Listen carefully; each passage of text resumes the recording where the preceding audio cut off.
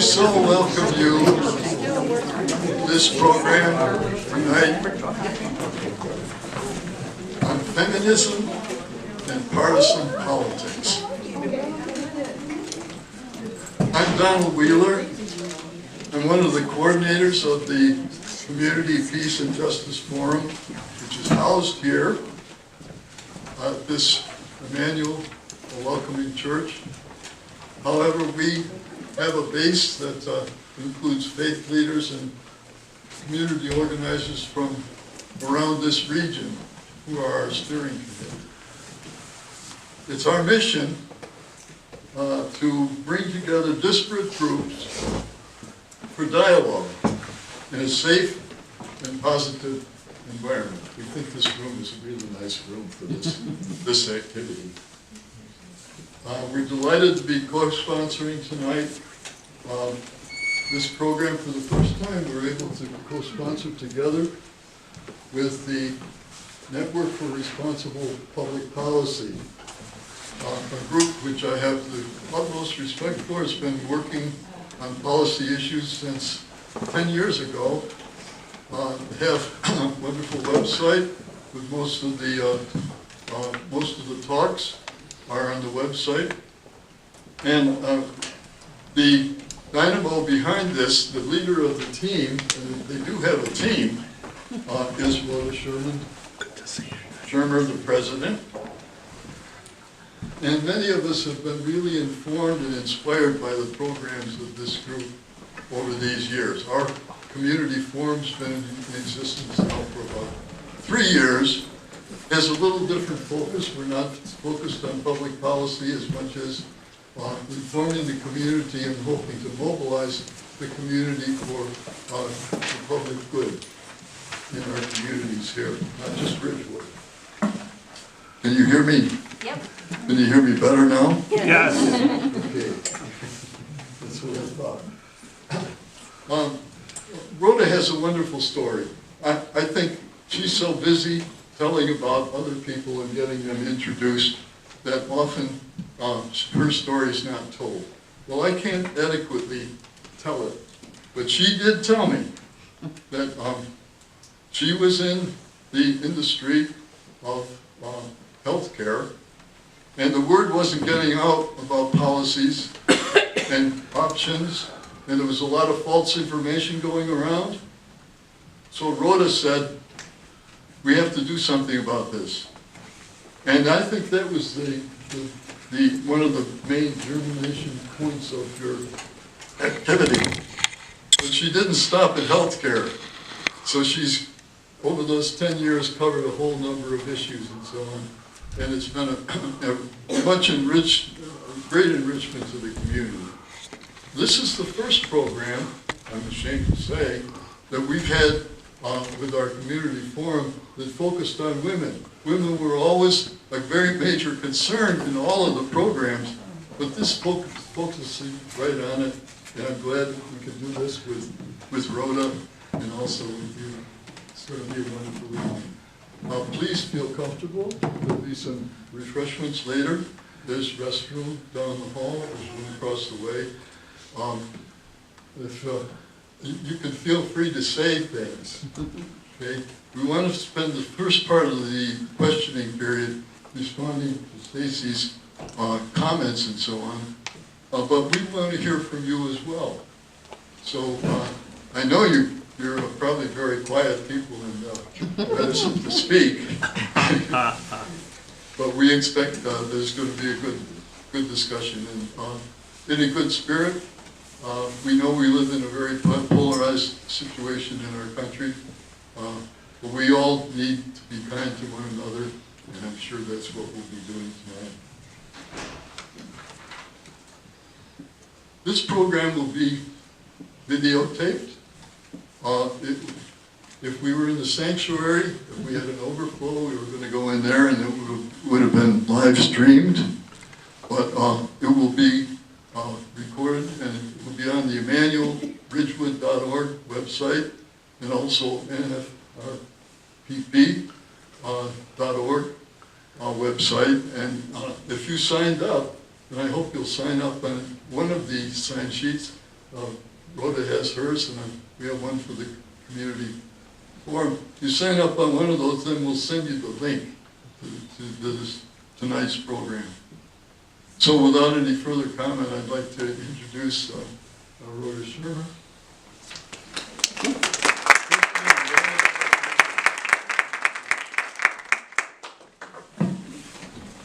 Thanks so much, Don. That was quite a nice opening for me. Thank you. And he's also said some nice things about NFRPP. I want to welcome you on behalf of NFRPP. Thank you all for coming. We really appreciate it.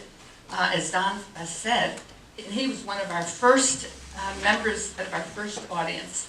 And every so often he comes to our programs, and we just love seeing his smiling face there, enjoying the information that he's getting from our really distinguished experts. So what Don did say is that almost 10 years ago, we launched NFRPP, and we launched it to combat fake news and misleading information, which at that time we were becoming aware of because of the Affordable Care Act, which was getting dumped on. So after we did a few programs on the Affordable Care Act, one of our audience members said, well, what about the Dodd-Frank Act? Well, we didn't know anything about that. So we said, okay, we're going to get a speaker and start educating and informing with trusted sources, bringing good information to the public so that you could all be more knowledgeable voters, make better choices on how you handle legislation, and how you advocate, and we have continued to do that. So if you go to this table, you will see that we are doing a variety of programs and many challenging issues.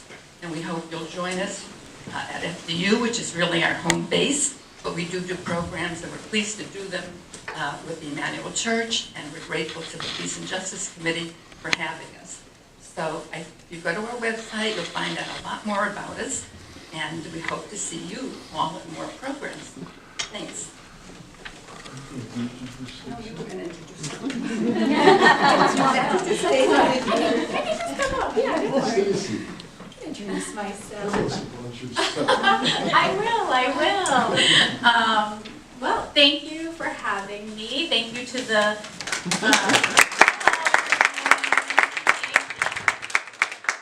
so my name is Stacie Taranto, and again, thank you to the Community Peace and Justice Forum, Emmanuel Church, and the NFRPP, and especially Rhoda. She and I have been working together to plan this talk since probably like last fall. So thank you so much for making that a pleasant experience and for having me here tonight. So I'll sort of tell you a little bit about myself. One thing about Stacie. Oh, sure. She's an associate professor at Ramapo. She's the coordinator for the history program. She's written some important books, which you're going to hear about tonight. It's important. Just one book so far. By her book. And I think you'll find very interesting and good program. Thank you so much, Dawn. Thank you. Thank you again. Yeah, so I'm here to talk to you tonight, and I'll get a little bit into my bio, but as Dawn was saying, I am a professor of history at Ramapo, and I'll tell you a little bit about how I came upon the topic of my one book so far. I also, there's a little bit of bio information in the sheet that was handed out, so I also am a contributor to Made by History at the Washington Post, so I'm always writing about these issues in the public sphere, if you don't want to read, sort of esoteric academic articles. Tonight I'm really talking about, the title is Feminism and Partisan Politics, and essentially I'm talking about the topic of my book, Kitchen Table Politics, Conservative Women and Family Values in New York, which came out in 2017 from University of Pennsylvania Press. The book began as my PhD dissertation at Brown University in 2006. So I always tell students or anyone interested in getting a PhD in history that you really better be in love with your dissertation topic, because that thing follows you for like at least a decade. This topic and I were in our lucky year 13 together, and I don't know, I could be giving these talks for years to come. So I'll tell you a little bit about how I came upon the topic, but if I had to encapsulate what it's really about, one major aspect of the book is looking at how, looking at the transition of the Democratic Party from the party of the New Deal and Great Society to a party that incorporated a lot of the new left social movements of the 60s and 70s into its official structure. And tonight we're going to be looking at some of the modern feminist movements, liberal feminism, less so radical feminism. And conversely, how in the same time period, the 1970s, the Republican Party went, I guess a lot of folks in this room might remember it, but my students don't have they cannot believe this, how the Republican Party went from the party of Rockefeller, which supported many of the aims of the modern feminist movement, including legal abortion, which they saw as perfectly consistent with their aims for a small state and individual rights, to the party of Ronald Reagan and conservative Republican ideology, conservative family values, if you will. So that is really at the center of the book, and I'll be talking about it tonight.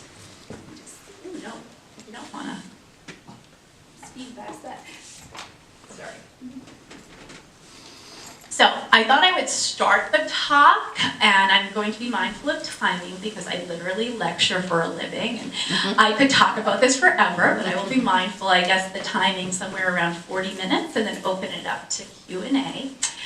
I thought I would start the talk tonight in the very same manner in which I start the book, telling you how I came upon this topic, which I've been married to, in a sense, for over a decade.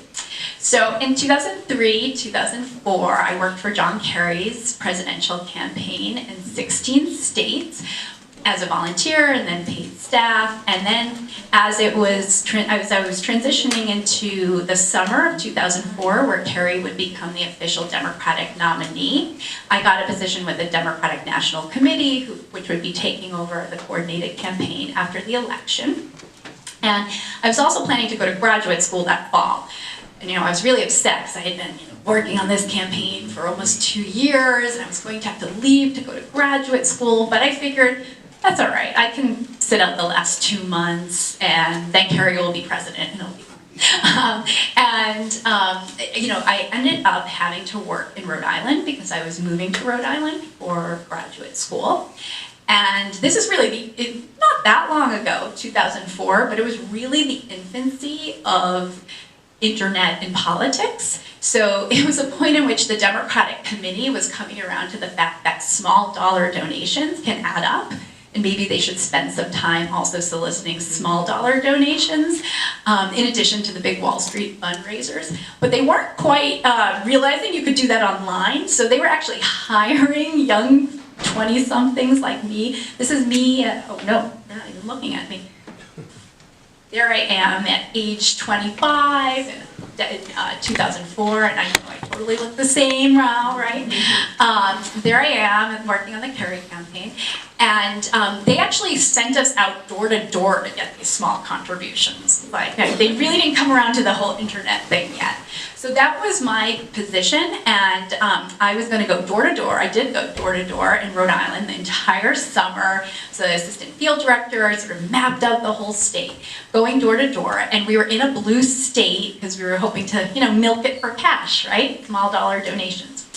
And I was intending upon starting graduate school that fall to write about women in World War II. I claimed I was going to write about that, and then everything changed for me that summer. First of all, that was the family values election, you may remember, where Republicans put a lot of initiatives against same-sex marriage on the ballot to drive people to the polls to vote against same-sex marriage and then vote for Republicans while they were doing so. And I had been in like Virginia and in different neighborhoods where I was encountering evangelical Christians and, during this family values moment. And, I sort of, that was hard. And so I thought, oh, I'm going to Rhode Island. It's going to be like so easy compared to that. And sometimes it was easy. We started to notice if there was like a Volvo or a Subaru in the driveway, we were totally getting money. We could just like mention that we were from the DNC and they were going to write us a huge check for like $50. Conversely, we started to notice that in certain neighborhoods that were middle class, but maybe on the lower end of middle class, we'd be going door to door during the day, and we would encounter older women, maybe older but very healthy and viable, in their 60s, 70s, maybe even 80s, who would slam the door on our face. And these are Catholic women in the very Catholic state of Rhode Island. And, I thought it was rough going door to door in certain neighborhoods of Virginia and evangelical enclaves.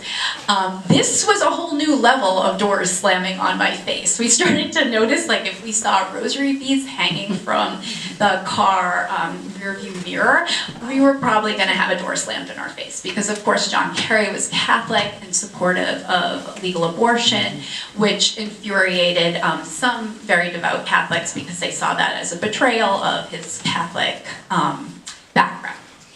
So that gave me an idea. As I got to graduate school, I was very animated by this idea of why is family values code for, in effect, anti-feminism in part?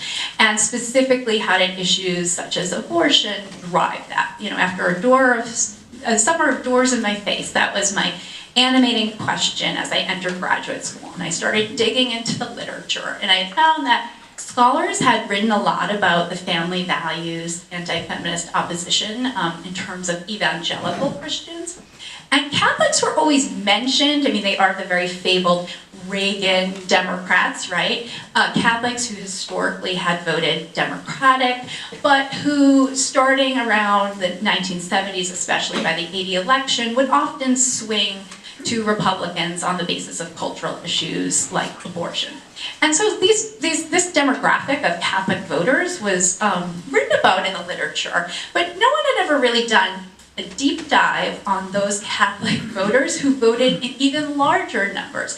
Most of the attention was on the men, sort of, did their factory close down? Who are these Reagan Democrats? A lot hadn't focused on Catholic women, yet among that demographic of Catholic family values voters, women aged 45 to 64 went to the polls most often. And they were mentioned in the literature, but no one had really interrogated, how is it that these women, very committed to issues of social justice and routing out poverty, that their church was also committed to, what made them decide to vote on an issue like abortion and abandon maybe like economic issues, right? And I saw that at the door in Rhode Island because our response when they would say, but he's Catholic, Carrie, how can I vote for him? He's against family values. We would launch into that economic piece. Yes, he's Catholic, he supports, anti-poverty programs such as, but we found that that economic message that they were on board with, that their church was on board with, it was submerged. What was more important to them were issues like abortion. So I really wanted to do a nice deep dive on Catholic women in my PhD dissertation, looking at how they came to be New Deal Democrats committed to issues of social justice and anti-poverty measures to conservative Republicans. So that's exactly what the book looks like, okay? So I had to find what, in history, you always have to find, the best thing to do is to find a local case study that's more manageable to study, that can speak more broadly to national trends.